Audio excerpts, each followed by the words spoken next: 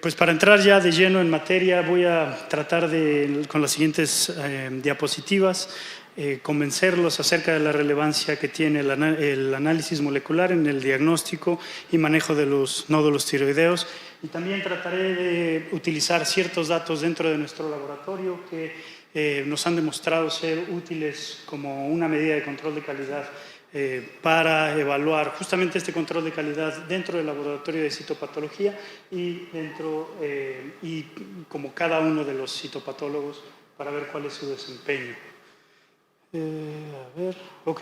Entonces no quiero ahondar mucho en esta clasificación de Bethesda, ya que la próxima plática realmente nos va a informar muy bien acerca de los nuevos cambios que se han dado. Pero sí me gustaría utilizar esta gráfica para, como hemos venido platicando, entender que el nódulo tiroideo y el cáncer de tiroides realmente cae dentro de este espectro en el cual tenemos en un lado lo totalmente benigno y del lado opuesto lo totalmente maligno. Y realmente el hacer un diagnóstico en estos partes del espectro o estos bordes del espectro no es necesariamente complicado. La situación se complica un poco en estas categorías intermedias.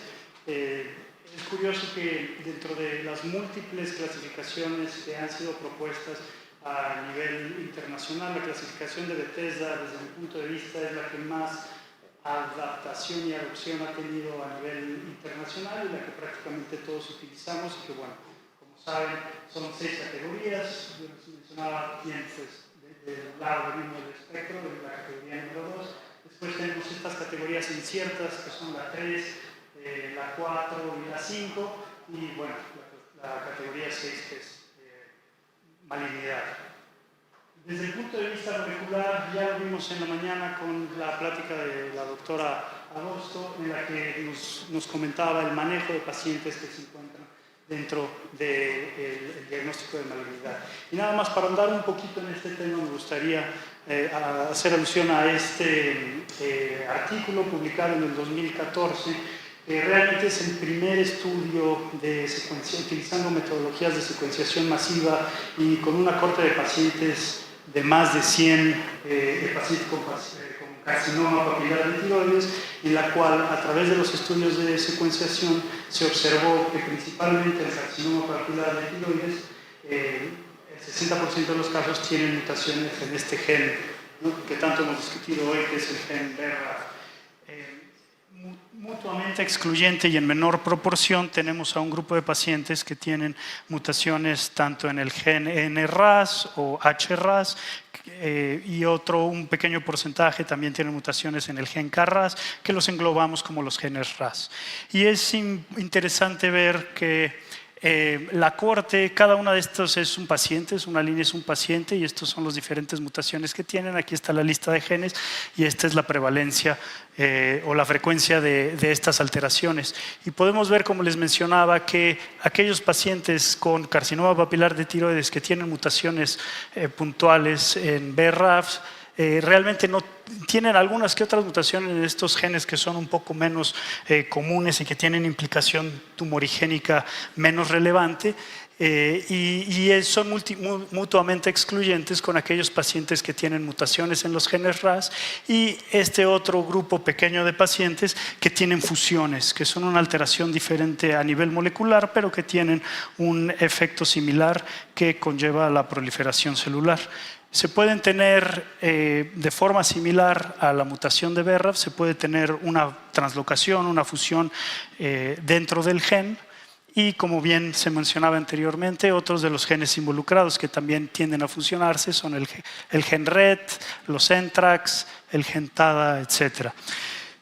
Algo bastante importante que dentro de los resultados de este análisis exhaustivo que se hizo a esta corte de pacientes fue que a través de análisis bioinformáticos, estadísticos y observando no nada más las mutaciones de ADN, pero también la expresión del RNA mensajero, patrones de metilación, etcétera, se logró identificar este puntaje.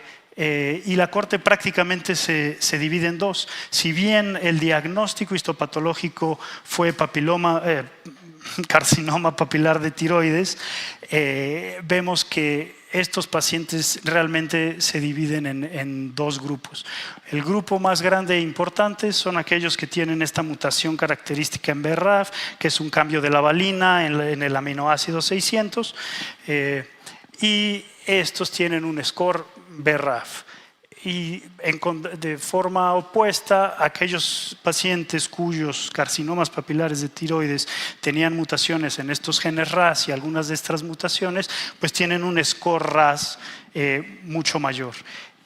Y es interesante ver que estos casos, que son muy pocos, cada raya es un caso, es decir, tenemos 5 casos con mutaciones en BRAF, pero que no son la mutación puntual de la valina en el codón 600, hay mutaciones en el codón 601 y en otros codones, realmente no tienen este score y este comportamiento como el BRAF B600E. Más bien se comportan un poquito más como los tumores que tienen mutaciones en los genes RAS. También es importante recalcar que aquellos tumores que tenían la fusión en el gen RET y los NTRAX se comportan un poco de manera más similar a los pacientes que tenían la mutación en BRAF, la B600E, y estas otras mutaciones pues tienen un comportamiento más similar a aquellos tumores que tienen mutaciones en RAS. Y al hacer análisis estadístico comparando estos scores con puntos clínicos como invasión extratiroidea, metástasis, agresividad, etcétera, se ha demostrado que estos son mucho más agresivos, tienden a metastatizar, pueden ser bilaterales, mientras que estos carcinomas papilares de tiroides, pero que tienen un perfil genético más similar a aquellos tumores con mutaciones en los genes RAS, tienen un comportamiento muy similar al carcinoma folicular. Estudios subsecuentes han demostrado de que quizás sí o citomorfológicamente todos los carcinomas papilares de tiroides tienen una morfología similar, pero a nivel molecular hay ciertos actores, ciertos genes que confieren mucho mayor agresividad y que tienen un impacto importante en el pronóstico de los pacientes. Uno de esos genes es el gen TERT. Como pueden ver aquí en estas gráficas de Kaplan-Meier, vemos que los pacientes que tienen exclusivamente mutaciones en RAS realmente tienen una enfermedad relativamente indolente, mientras que aquellos que tienen exclusivamente mutaciones en BRAF, pues bueno, les va un poquito peor, pero no necesariamente les va tan mal.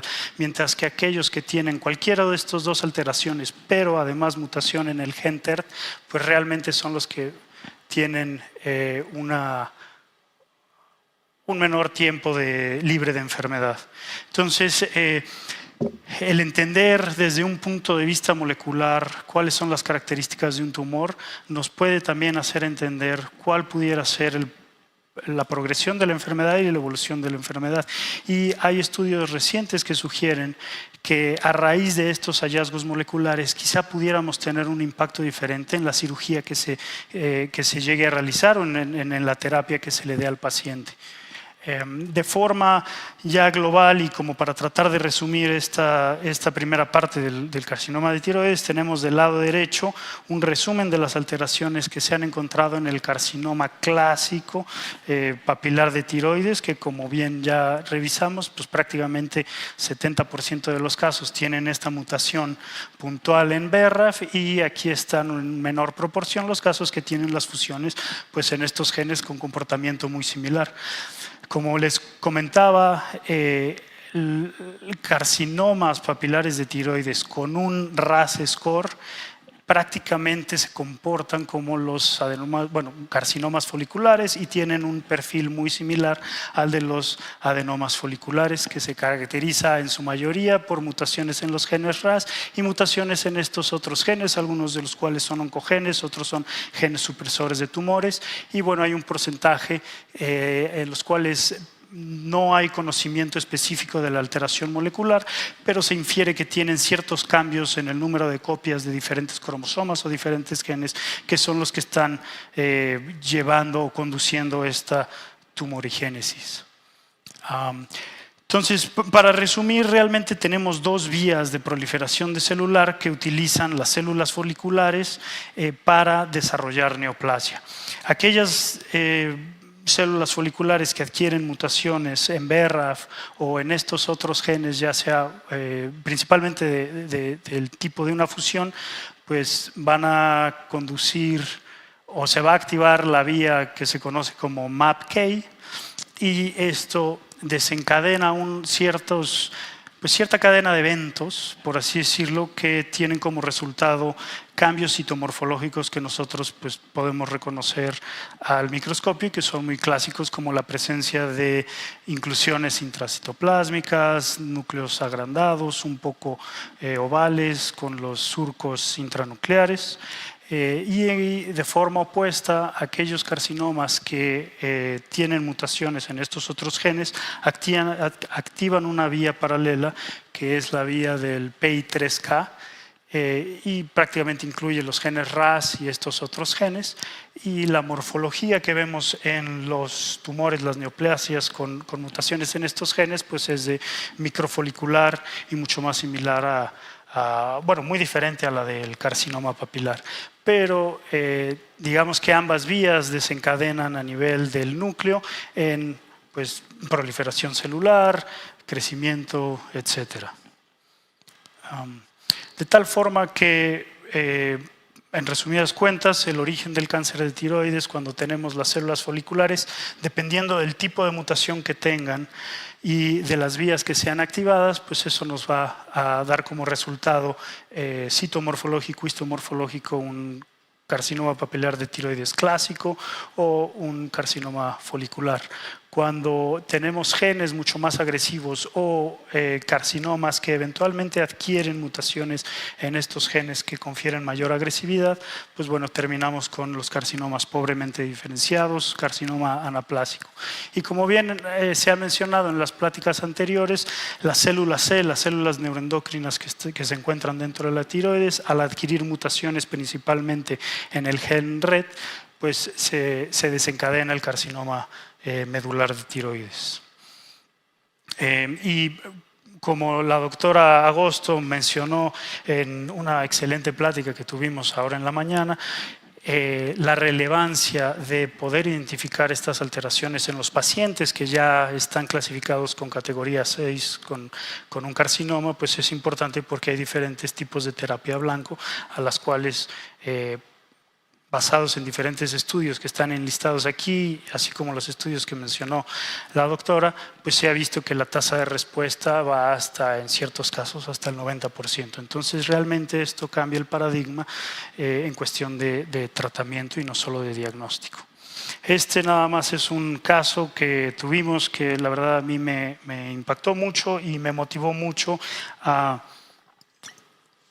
tratar de incorporar la patología molecular en la citología, dado que la citología es un sustrato ideal para la manipulación y el estudio de los ácidos nucleicos, porque uno está aspirando las células directamente del paciente y las puede manipular y poner en cualquier medio que sea óptimo para su estudio, para la extracción de ADN, mientras que la formalina tiende a degradar, a fragmentar los ácidos nucleicos y la calidad no termina siendo la misma. Entonces este caso era un compañero, un amigo de una compañera, una colega citopatóloga, le dijo, oye, me está cambiando la voz, tengo dificultad para deglutir.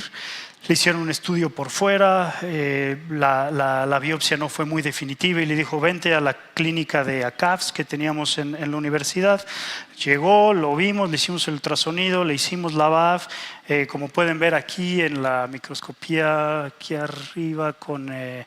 bueno, la citología se ve una célula gigante en cometa, mucha inflamación, células sumamente pleomórficas, como se ve aquí en la imagen de en medio.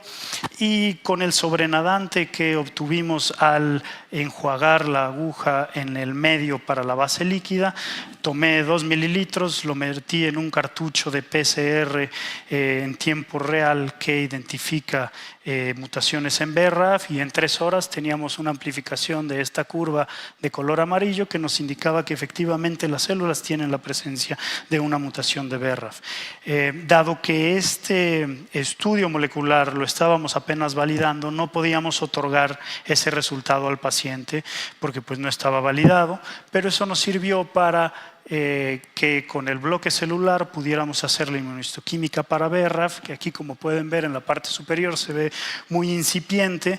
Probablemente sin el resultado molecular quizá uno no se sienta completamente convencido de que la mutación está ahí, pero dado que teníamos esta amplificación, pues nos sirvió para que el paciente en las siguientes 48 horas empezara a recibir la terapia blanco. Y como pueden ver aquí, al momento de la presentación, en abril tenía ya lesiones en pulmón, en hígado y bueno, la masa grande en la tiroides. 2 meses después las lesiones de pulmón e hígado habían desaparecido, y a pesar de que todavía había actividad en la tiroides, pues bueno, el paciente siguió en tratamiento y hasta donde tengo entendido sigue con vida, ¿no? Cuando era alguien que, como la doctora comentó, le quedaban meses por vivir. Entonces, bueno, con esto, esta es la primera parte de la plática en la que nos hemos enfocado en los pacientes que hemos diagnosticado como categoría 6 y que tienen una malignidad. Pero ¿cómo podemos utilizar esta información molecular para aquellos pacientes que se encuentran en estas categorías intermedias, que muchas veces la morfología no nos es suficiente, ya sea por la característica o porque la muestra no necesariamente es representativa de todo el nódulo? ¿Cómo podemos utilizar esto para tratar de estas muestras empujarlas ya sea hacia una categoría 2 de benignidad o de malignidad? Aquí quiero hacer un paréntesis que me parece importante, porque creo que la citomorfología la hemos venido utilizando como una herramienta de inferencia para entender los procesos a nivel molecular que pudieran tener las células que estamos observando, no solamente en cuestión de tiroides, pero citología en general. Es decir, en otras palabras, cualquier cambio que nosotros veamos diferente a las células benignas convencionales, en gran mayoría de los casos tiene una explicación molecular que ahora estamos empezando a entender y a poder correlacionar cuáles son esos genes mutados y cuáles son esas características citomorfológicas que son una manifestación directa de esta alteración a nivel molecular. Entonces, como bien se había comentado, existen diferentes estudios que han demostrado que el riesgo de malignidad de cada una de las categorías del sistema de Bethesda es variable. En particular, la categoría 3 de atipia varía entre un 10 a un 30%, en algunos casos más o menos, y pues bueno, es un rango importante y significativo. La razón por la cual existe esta variación es porque los estudios que han demostrado o epidemiológicos que se han realizado para calcular estos riesgos, este proceso tiende a sobreestimar el riesgo de malignidad. Dado que recientemente, más o menos a partir del 2018, fue que empezamos a utilizar los diferentes pruebas moleculares comercialmente disponibles en Estados Unidos, que principalmente son estas 3, y la realidad es que no voy a ahondar mucho en ellas. Prácticamente las 3 utilizan las mismas células y buscan las mismas alteraciones con diferentes metodologías para poder clasificar a los nódulos hacia el espectro benigno o el espectro maligno. Nosotros empezamos utilizando ambos, Afirma, el de en medio, y Tyroseq, pero desde mediados del 2018 a la fecha solamente hemos utilizado Tyroseq.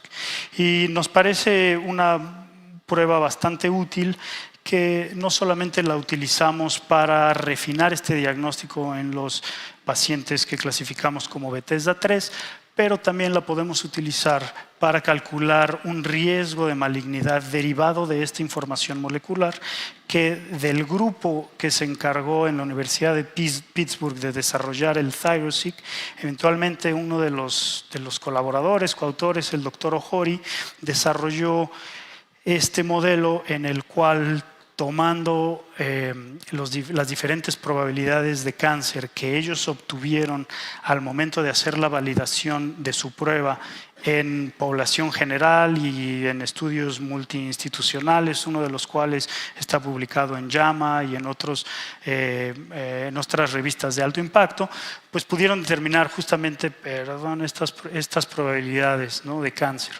Y él se dio cuenta de que si nosotros utilizábamos el promedio de dichas probabilidades dependiendo de la categoría y del hallazgo molecular que se haya encontrado, uno puede después calcular el riesgo de malignidad con esta información molecular.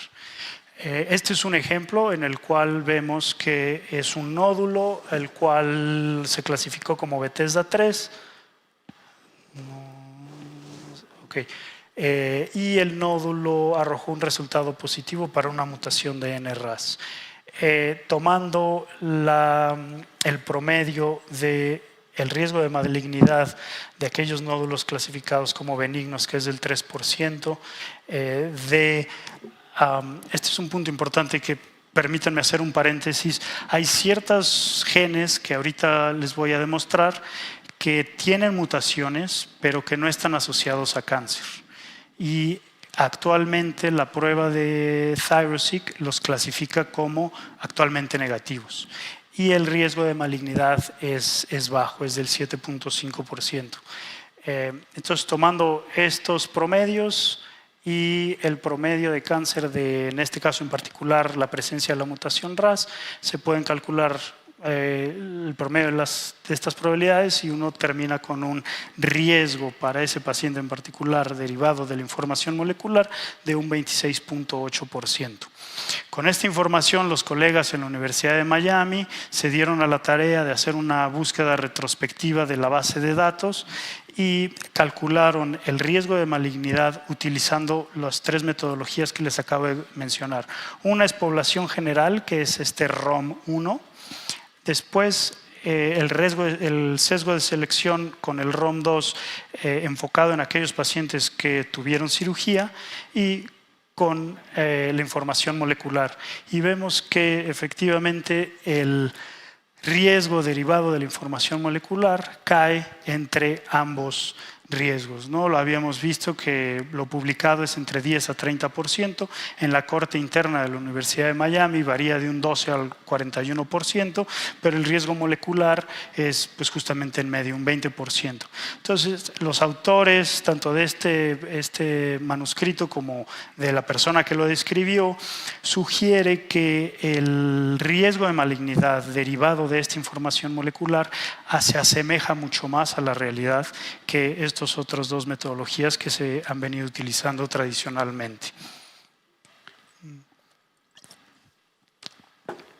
De ahí, utilizando esta corte de pacientes que los empezamos a seguir desde el 2018 hasta la mitad del año 2022, recolectamos información y también obtuvimos los resultados del ThyroSeq.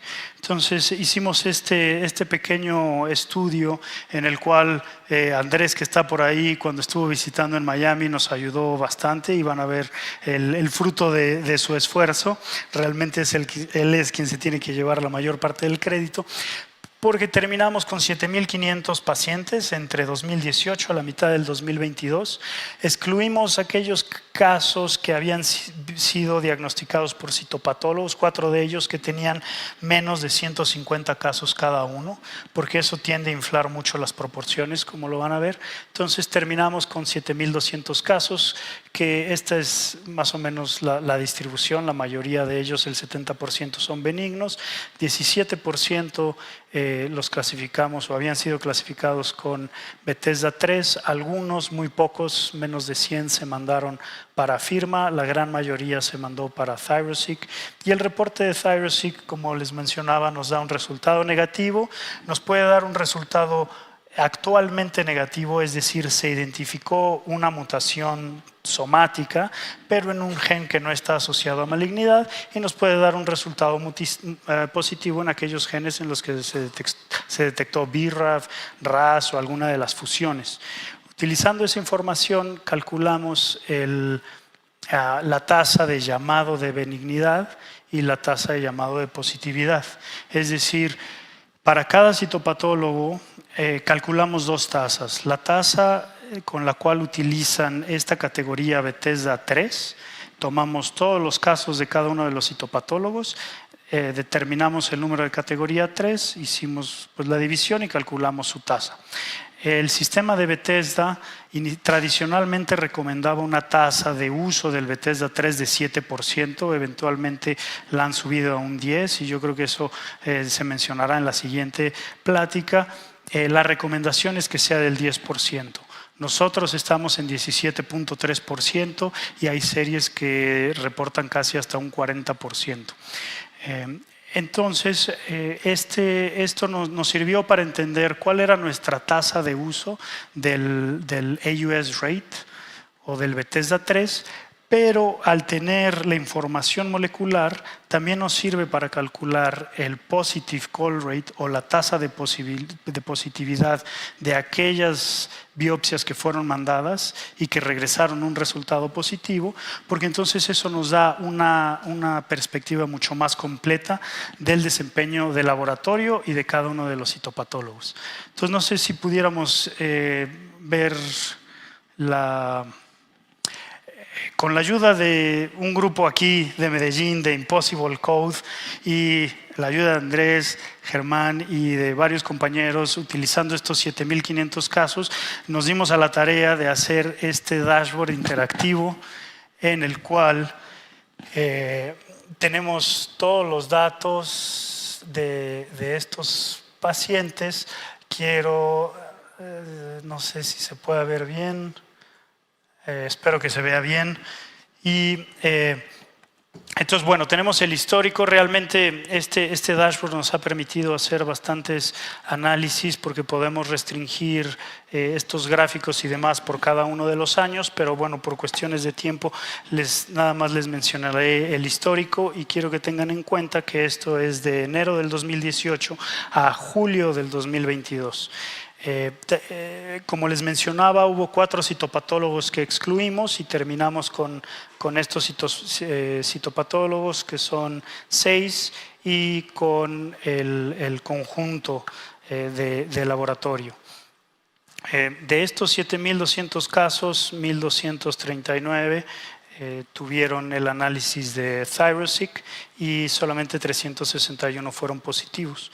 En esta gráfica se puede ver que la distribución de la corte con respecto a cada una de las categorías del sistema de Bethesda, la mayoría de nuestros casos, un 70% son benignos, Bethesda 2, y como les mencionaba, tenemos una tasa de Bethesda 3 un poquito mayor a la sugerida por el sistema de Bethesda de 17.3.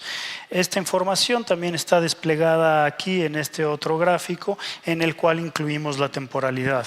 Es decir, podemos ver estas tasas de uso de las diferentes categorías de Bethesda en el 2018, 2019, 2021 y pueden ver aquí una disminución significativa en el uso de la categoría 2, pero esto se debe a que nada más es información de medio año, es decir, de enero a julio del 2022 y mientras que estos otros años pues es el año completo.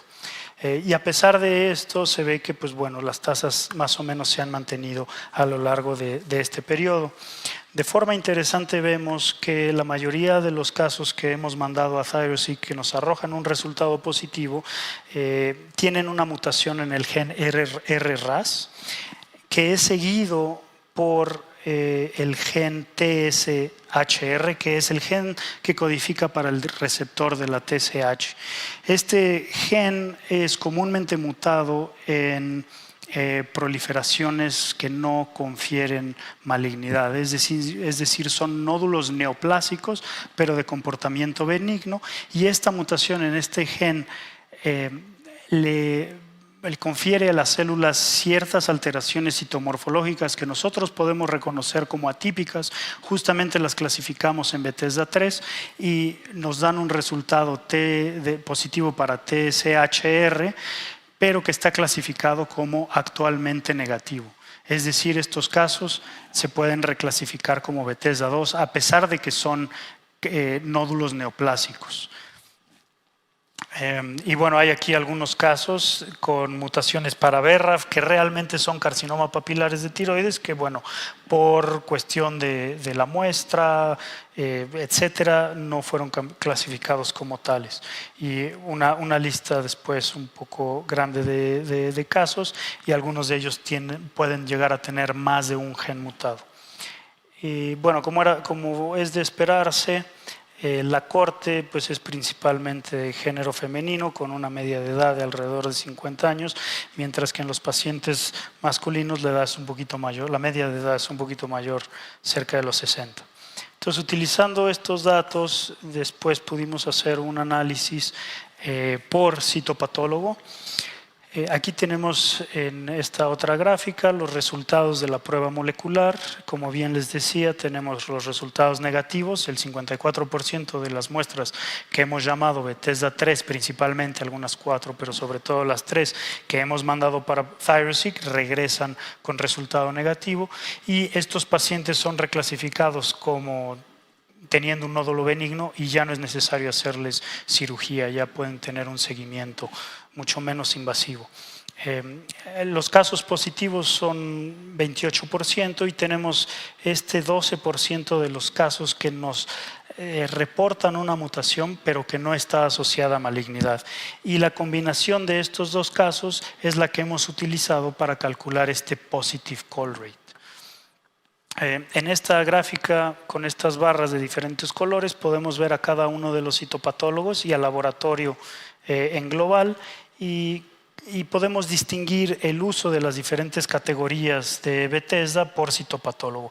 Y por ejemplo, aquí ustedes pueden ver que el citopatólogo 5 tiene una tasa de Bethesda de la categoría 3 del 27%, es decir, significativamente más alta, mientras que hay otros citopatólogos que se acercan muchísimo más a este 10% sugerido, como el patólogo 2 de un 12%, este patólogo está por abajo en un 8%. Entonces, con esto a mí, como el director del laboratorio, me permite entender cómo nos estamos comportando como laboratorio, un punto 17% en global, pero también puedo entender cuál es el desempeño de cada uno de los citopatólogos que trabajamos en conjunto y vemos tiroides.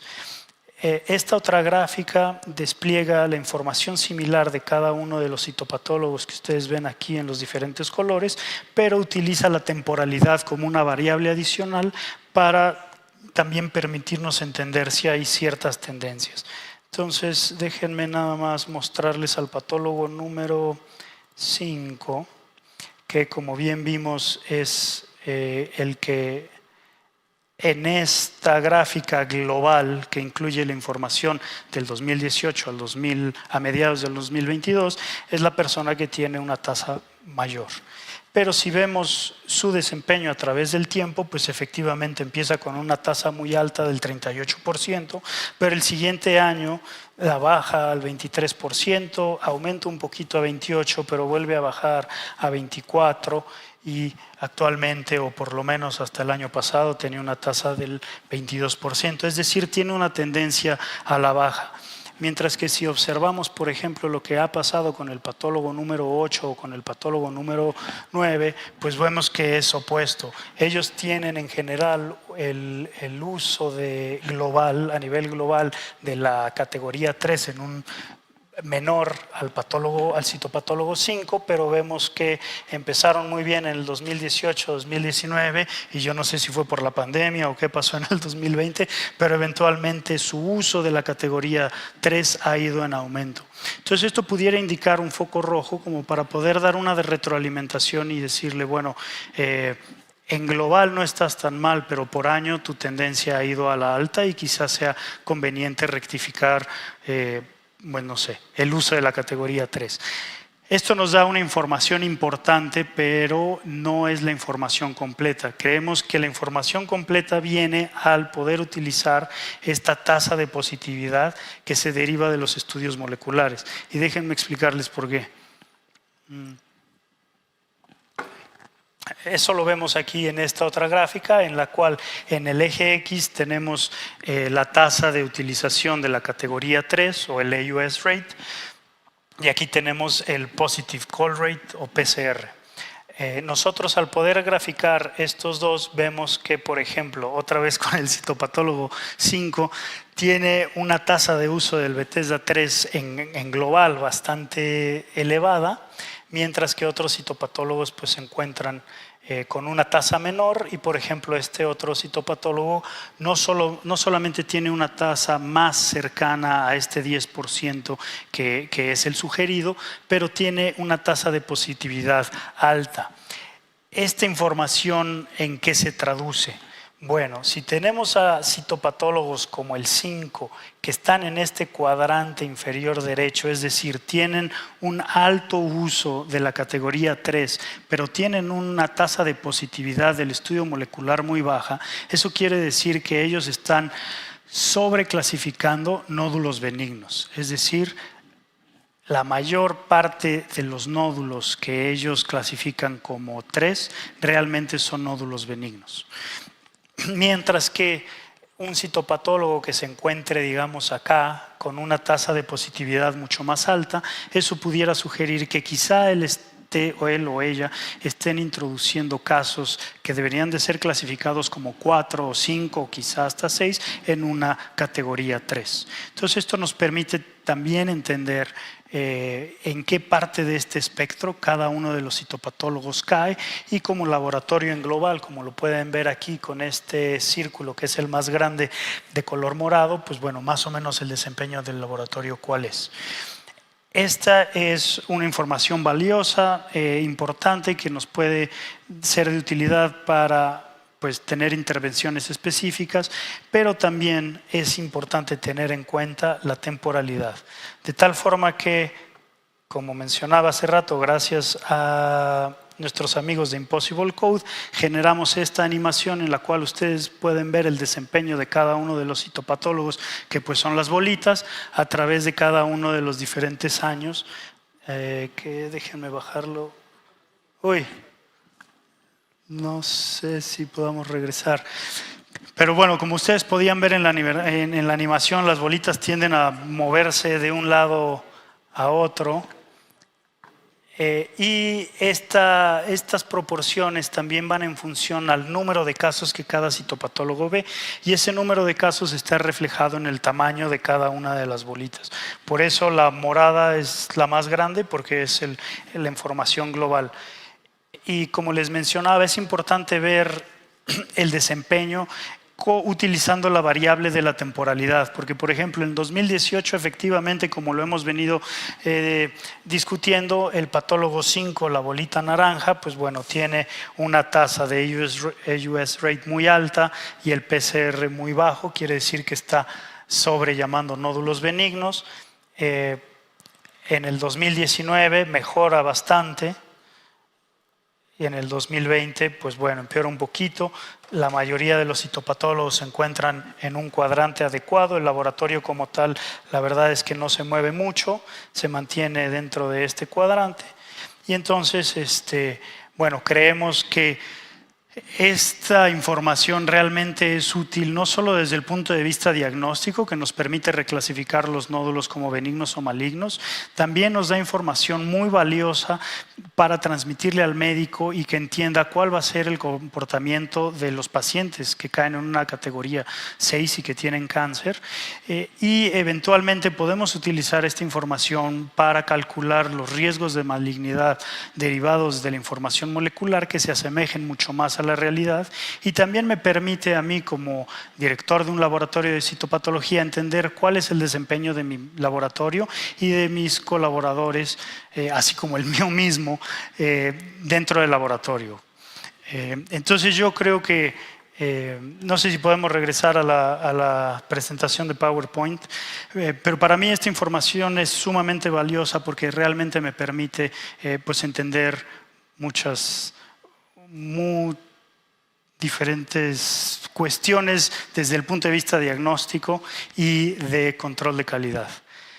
Muy bien, ya nada más para comentar, seguramente habrá unos comentarios al respecto, que es lo que les comentaba, aquellas lesiones o biopsias que clasificamos como Bethesda 3, que las mandamos para el estudio molecular y que nos reportan la presencia de mutaciones en estos genes. Actualmente estos genes son clasificados como negativos, currently negative. Se ha visto que están asociados a esta enfermedad de tiroides nodular, que sí se crea nódulos. Los nódulos son de característica neoplásica, tienen mutaciones somáticas, pero estos pacientes no desarrollan metástasis y realmente no se tratan como si fuera un carcinoma. De forma similar, hemos visto en la citología estas células que pues, tienen núcleos muy pequeños, relación núcleo-citoplasma normal, sí tienen una arquitectura papilar, pero de forma similar tienen mutaciones predominantemente en este gen del receptor y bueno, estos se clasifican como adenomas foliculares con arquitectura papilar, pero pues es una neoplasia benigna y realmente al paciente pues se puede tratar como si tuviera un nódulo en clasificación de Bethesda 2. Siempre es bueno tener el seguimiento. Han habido ciertos casos en los que la variante alélica que se reporta en el estudio de ThyroSeq tiende a ser baja, es decir, muy pocas de las células que se utilizaron para extraer el DNA tienen esta mutación, alrededor, por lo general es menos del 10%, pero han habido algunos casos en los que,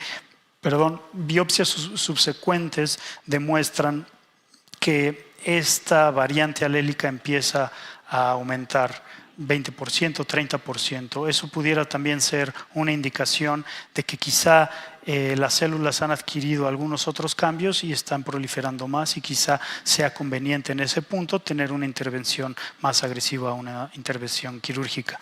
Y bueno, de manera rápida, mencionando un poco acerca de las neoplasias oncocíticas, estas por lo general no tienen mutaciones puntuales en los genes que hemos visto. Los mecanismos de enfermedad a nivel molecular principalmente se deben a cambios en el número de copias.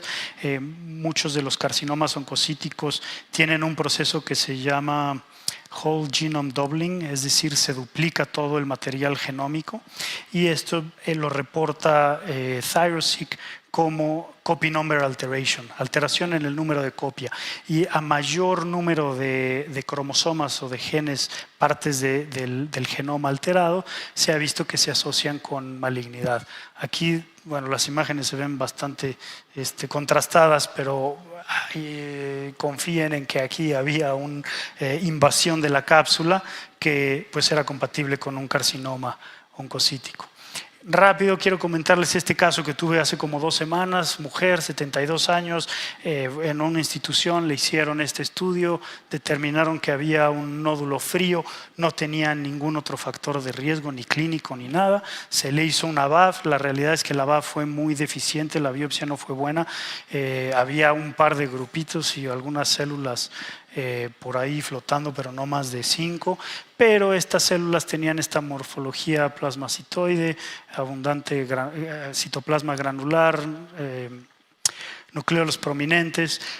Firmé el caso como sugestivo de una neoplasia oncocítica, lo mandamos para ThyroSeq y ThyroSeq nos reportó que no obtuvieron suficiente material para aislar DNA y buscar mutaciones, pero sí pudieron aislar el RNA y obtuvieron una alta expresión en los genes de la calcitonina y cromogranina A, de tal forma que al yo recibir este estudio, pues le hice una calcitonina a una de las laminillas y efectivamente esto se trataba de un carcinoma medular. Entonces el estudio molecular nos puede llegar a salvar. Y ya en los últimos minutitos que me quedan, quería aprovechar para comentarles acerca de este estudio que acaba de salir, pues creo que el mes pasado, en el cual el grupo de ThyroSeq reporta su experiencia con más de los 50,000 casos que han secuenciado y clasificados como Bethesda 3, 4, 5 y 6. Bueno, no sé de qué cuando empezó la corte a la fecha, pero son bastantes casos. Tienen principalmente, bueno, eso es un estudio extenso, les recomendaría que si les interesa lo puedan revisar, pero hay 2 imágenes que me llamaron mucho la atención. En esta imagen se puede ver las diferentes categorías del sistema de Bethesda y los resultados de la prueba de ThyroSeq, de tal forma que más o menos como lo que les había comentado con los resultados internos de la Universidad de Miami, pues 70% de los casos clasificados como Bethesda 3 son negativos para un hallazgo molecular y 28% son positivos. La categoría 4 es prácticamente 50-50. La categoría 5 es lo opuesto, la mayoría, así como la categoría 6, la mayoría arroja resultados positivos. Y de forma similar, en este gráfico de barras se puede ver que las categorías 3 y 4 predominantemente incluyen tumores con este score RAS-like, que nosotros citomorfológicamente lo vemos como esta atipia con no necesariamente alteraciones citológicas, pero sí alteraciones en la arquitectura, y mientras que las categorías 5 y 6 son principalmente BRAF-like, es decir, carcinoma papilar de tiroides, ¿no? En su mayoría. Entonces, ya para concluir, pues bueno, el análisis molecular, espero después de toda esta presentación haberlos convencido, por lo menos haber sido exitoso en explicar cómo el análisis molecular nos es útil no solo en el diagnóstico y el manejo de los pacientes, pero también nos puede permitir la estimación de este riesgo de malignidad derivado de la información molecular, nos puede dar información útil acerca de la agresividad de los diferentes tumores, y en conjunto con el cálculo de la tasa de utilización de la categoría 3 con la tasa de positividad, nos permite entender el desempeño de un laboratorio de citopatología y de cada uno de los citopatólogos para poder dar una retroalimentación mucho más dirigida, más específica, basada en estos datos, que pudiera llegar a tener un impacto beneficioso. Y con esto, nada más quisiera pues agradecer a la institución y a los compañeros de Impossible Code. Muchísimas gracias.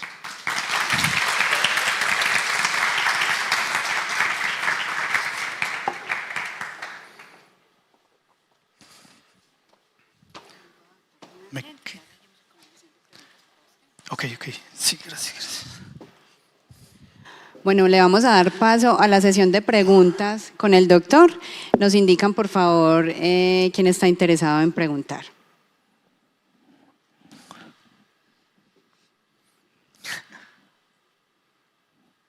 Eso puede ser o muy bueno o muy malo. Laurice. Gracias, doctor. En el grupo, en la fragmentación como por edades, había algunos pacientes menores de 20 años. ¿Tuvieron algún rendimiento en las mutaciones en los grupos pediátricos menores de 19, diferente a lo de adultos? Sí, excelente pregunta y la respuesta sí es correcto. Por lo general, el carcinoma de tiroides en edad pediátrica, pacientes menores de 30 años, se debe principalmente a fusiones más que a mutaciones puntuales. Sí, efectivamente.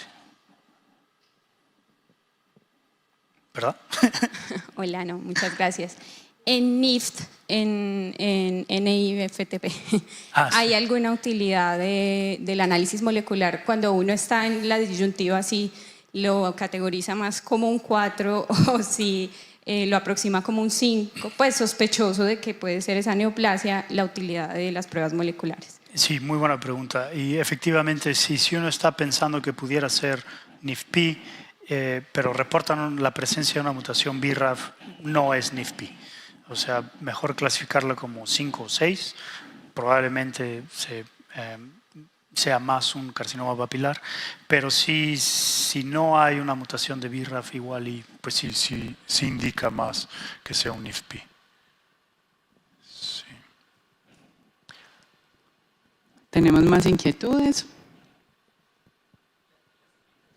Laurice. Pues aquí en nuestro medio estas pruebas moleculares son un poco, pues su uso es más limitado y sobre todo por el costo. ¿Cree que entonces, hablando como de efectividad para saber el pronóstico del paciente, sería mejor buscar el TERT? Buena pregunta. buscar el TERT en la biopsia. Sí, bueno, por ejemplo, la experiencia que tuve en la universidad cuando estaba en San Francisco, realmente estaban más interesados en el BRAF porque existía la terapia blanco que en el TERT. Se debía también porque pues esta información acerca de TERT no es todavía no estoy seguro, pero no creo que haya entrado en las guías y no es como del dominio más público y en sí secuenciar las mutaciones en el promotor de TERT no es necesariamente una prueba muy fácil. Además de que, pues bueno, con los datos se ha visto que no es tan común que existan ambas mutaciones. Yo creo que dado que el costo de secuenciación ha venido bajando y que bueno, este es como lo veíamos en la primera plática de la mañana, es algo muy común. Realmente lo más común es alguien que no tenga nódulos en la tiroides. Eventualmente se va a empatar esta baja en el costo con la necesidad tanto desde el punto de vista clínico como de manejo, como diagnóstico y eventualmente se podrán hacer en países como el nuestro, ¿no? Yo soy de México y prácticamente nos enfrentamos a lo mismo. Y también en Estados Unidos, a pesar de que ya están ahí, son tan caras que no necesariamente se hacen en todos los pacientes. Primero felicitaciones porque yo siendo cirujano entendí la... Qué bueno. Entonces, sí, eso es una prueba mayor. La pregunta es si con estas pruebas se pueden hacer también para las recurrencias, específicamente en esos ganglecitos pequeños, etcétera, que puedan indicar que sí deba, en vez de hacerse observación, deba hacérsele un tipo de cirugía precoz. Sí, esa es una buena pregunta para la cual no creo tener la respuesta porque no me he enfrentado a algún caso en el que, más bien, las pruebas comerciales como el ThyroSeq, Afirme y demás, la indicación no es esa. Pero en la institución en la que yo estaba anteriormente, que teníamos un panel interno, sí los clínicos nos pedían que utilizáramos ese panel en los pacientes con recurrencia, en los pacientes que no respondían a tratamiento, que a pesar de tener el tratamiento desarrollaban metástasis, nódulos nuevos, entonces sí se buscaba específicamente mutaciones que nos sugirieran resistencia o la presencia de hallazgos adicionales para los cuales hubiera fármacos de terapia blanco. Entonces yo creo que sí, eventualmente, ahorita la indicación es Bethesda 3, 4 y 5, pero hay datos demostrando que también en las ACAFs que clasificamos como 6, pudiera ser importante realizar el estudio molecular justamente porque si existe la presencia de una mutación TERT, entonces como cirujano quizás sea más conveniente o mejor indicado realizar pues disección de cuello y una cirugía mucho más agresiva que una biopsia que la clasifiquemos como categoría 6, pero que nada más tenga una mutación en BRAF y nada más. ¿No? Pero los datos apenas están surgiendo y yo creo que va a tomar tiempo en que esto pues, sea de una práctica común. Roberto, muchas gracias por toda esta información. No, gracias a ti. Estaba curioso, ¿cómo ves el futuro en cuanto a la oferta de pruebas ThyroSeq y estas pruebas comerciales, que no solamente la prueba, sino también, digamos, el laboratorio atado a esa prueba y esa situación en contraste con la posibilidad de hacer paneles propios o, digamos, una implementación más abierta de eso, pues ya en tu visión desde la patología molecular, ¿cómo ves ese futuro? ¿Un laboratorio le puede interesar hacer sus propios paneles o está demasiado empinada esa? No, fíjate que no, yo creo que es una opinión personal, ¿no? Obviamente, pero yo creo que la utilización de inteligencia artificial aplicada al reconocimiento de patrón de imágenes pudiera ser sumamente poderosa porque yo como citopatólogo, al ver un extendido que veo estas sábanas de las células con las hendiduras, las inclusiones citoplasmáticas, puedo predecir altamente la presencia de una mutación en BRAF. Entonces yo estoy seguro que una computadora que haya sido entrenado para reconocer justamente con esta información de ThyroSeq la presencia de mutaciones en los diferentes genes nos puede predecir cuál va a ser la mutación o el gen alterado en esa muestra. Y si es un gen para el cual nosotros tengamos un panel pequeño, realmente se ha demostrado que con 7 genes uno puede cubrir el 80% de las alteraciones, pues entonces podemos ya dirigidamente ir a buscar ese gen, esa mutación que la computadora nos está diciendo que probablemente está ahí. Entonces no vamos a necesitar estos paneles de 150 genes o 1000 genes como el de Afirma. Yo creo que si tenemos la infraestructura y el panel que nos permita captar el 80%, 90% de las alteraciones, con el uso de inteligencia artificial nos va a poder decir busca tal cosa, y si lo tenemos dentro del laboratorio lo vamos a poder confirmar y listo, tenemos la respuesta. Y aquellos casos para los cuales, pues no sé, sea un cambio de copia, sea una fusión anormal o la computadora simplemente diga se ve mal pero no sé cuál sea el gen mutado, entonces yo creo que esos los podríamos mandar para los paneles mucho más grandes. Bueno, doctor, usted nos mostró un caso en el que hicieron en citología en base líquida un RT-PCR para BRAF. Estaban en proceso de validación, ya lo tienen validado, de pronto está en publicación, porque sí sería muy interesante poder montar uno de esos paneles que hacen BRAF, NRAS, HRAS y poder hacerlo en la citología en base líquida. Claro, si utilizamos una metodología, es una compañía belga, se llama Biocartis y tienen un instrumento que se llama IDILA.